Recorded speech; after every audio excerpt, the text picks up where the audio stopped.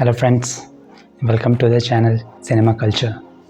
सो finally आज मैंने देखी इंडिया की पहली alien science fiction movie Ayalaan. वैसे मैंने इस मूवी को पहली एलियन साइंस फिक्शन मूवी क्यों कहा, जबकि हमारे पास कोई मिल गया और पीके जैसी मूवीज़ हैं। बताता हूँ। पीके मूवी का मेन कैरेक्टर एलियन तो था, बट वो एक नॉर्मल ह्यूमन बीइंग जैसा दिखता था, who looks like same as humans on earth। और दूसरी movie, if you really notice, कोई मिल गया is definitely an alien backdrop movie, but the main character who is जादू is enacted by human। उस जादू के सूट के अंदर एक आदमी था, वो एक्चुअली सबको पता है, बिकॉज 20 साल पहले इंडिया में ऐसी एडवांस टेक्नोलॉजी थी नहीं जिससे कि VFX और CGI के साथ हम एलियन बना पाते। और आज का दिन आया है जहाँ पे हम खुद a very well made alien create कर सकते हैं in the movie, and that's what happened with Ayalaan. एंड इसी वजह से मैंने कहा था this is in a true sense India's first alien sci-fi movie. But does that mean it is best movie ever made on alien? Let's find out. So alien is a Tamil movie starring Sivakarthikeyan along with Rakulpreet Singh, Sharat Kelkar, Isha Kopikar, Bhanupriya, Yogi Babu and some other cast। Story simple है, जैसे कि trailer में दिखाया गया। एक alien आता है दूसरे प्लैनेट से कुछ खोजने के लिए धरती पर, और उसकी मुलाकात कुछ अच्छे इंसानों से हो जो कि है शिव कार्तिकेयन एंड उसके फ्रेंड्स। और एलियन जिस चीज़ की तलाश में आया है धरती पर, पता चलता है कि वो विलन के पास है, played by Sharad Kelkar. But villain उस चीज़ का गलत फ़ायदा उठाना चाहता है जिसकी वजह से धरती कुछ समय में बर्बाद हो सकती है। अब वो चीज़ क्या है, उसकी वजह से कैसी तबाही हो सकती है धरती पर, क्या एलियन हीरो की मदद से वो चीज़ ढूंढ पाएगा, और एलियन क्या वापस अपने प्लैनेट जा पाएगा, ये देखने के लिए आपको मूवी देखनी होगी। पहले बात कर लेते हैं म्यूज़िक के बारे में, which is given by AR Rahman. बड़े दिनों से AR रहमान की तरफ से कोई माइंड ब्लोइंग कॉम्पोजिशंस नहीं आई हैं, एंड अनफॉर्चुनेटली शायद आज भी मुझे वही कहना पड़ेगा। The background score of this movie is kind of a hit and miss. To be frank, in my opinion, because it's a science fiction movie, मुझे ऐसा लगा कि AR रहमान सर ने रोबो मूवी से बीजी उठाकर आयलान में डाल दिया।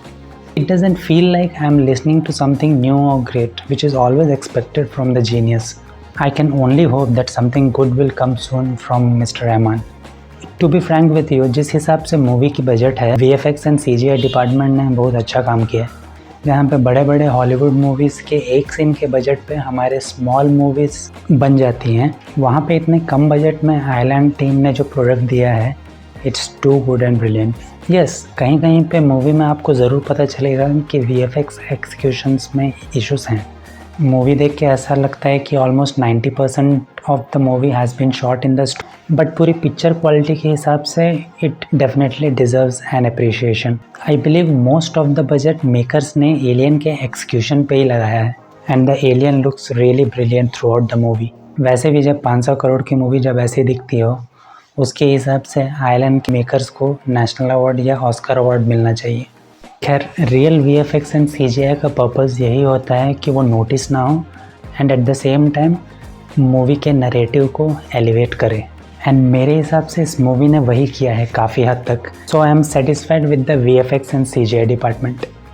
Now let's talk about cinematography. इस मूवी के DOP हैं नीरव शाह, जो कि धूम, पैसा वसूल, तलपति विजय की तमिल मूवी पोकरी के लिए काम किया है, and I must say he has nailed it. कुछ कुछ सीन्स ऐसे हैं मूवी में जहाँ पे framing and lighting to the point थी, और इसकी वजह से आंखों को सुकून मिल रहा था। नहीं, मैं रकुल और ईशा कोपिकर के सीन्स की बात नहीं कर रहा। नीरव शाह ने, मुझे ऐसा लगता है कि अपना पूरा एक्सपीरियंस इस मूवी में डाल दिया है, जिसकी वजह से मुझे ऐसा लगता है कि मूवी के प्रेजेंटेशन में बहुत हेल्प हुई है।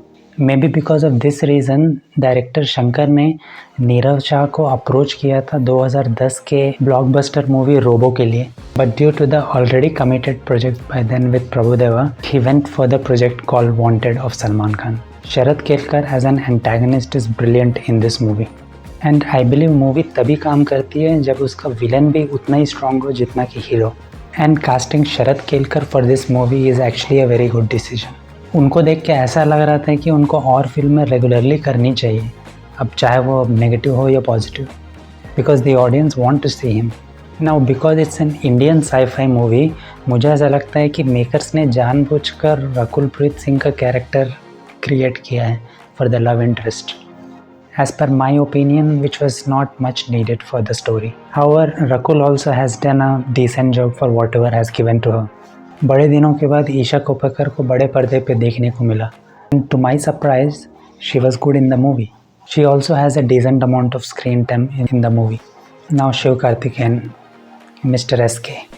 ऐसा लगता है अब शिव कार्तिकेयन एक्सपेरिमेंटल मूवीज़ का ब्रांड एम्बेसडर बन गया है।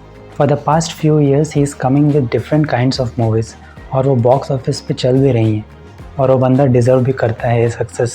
He has put a lot of effort in this movie and वो दिखता भी है पर्दे पर। Anyways, hope he gives more movies like this in the future as well. So now let's talk about the conclusion. Now at the end मैं अपना opinion रखना चाहता हूँ इस मूवी के बारे में। मूवी में जो बॉन्ड दिखाया गया है एलियन और हीरो के बीच, वो कुछ जगहों पे काम तो करता है बट कुछ प्लेसेस में बिल्कुल भी काम नहीं करता। मूवी के कुछ सीन्स को देखते हुए आपको पीके की याद आ सकती है।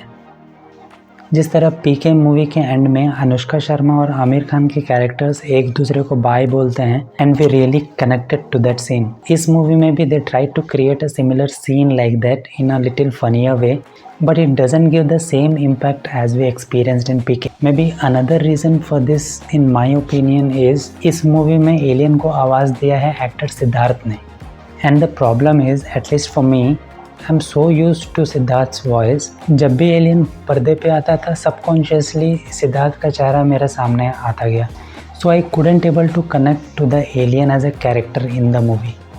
I believe if they could have used a different voice artist for the alien, शायद वो काम करता। This is just my opinion, maybe there are people जिनको सिद्धार्थ का वॉइस शायद एलियन के लिए अच्छा भी लगा।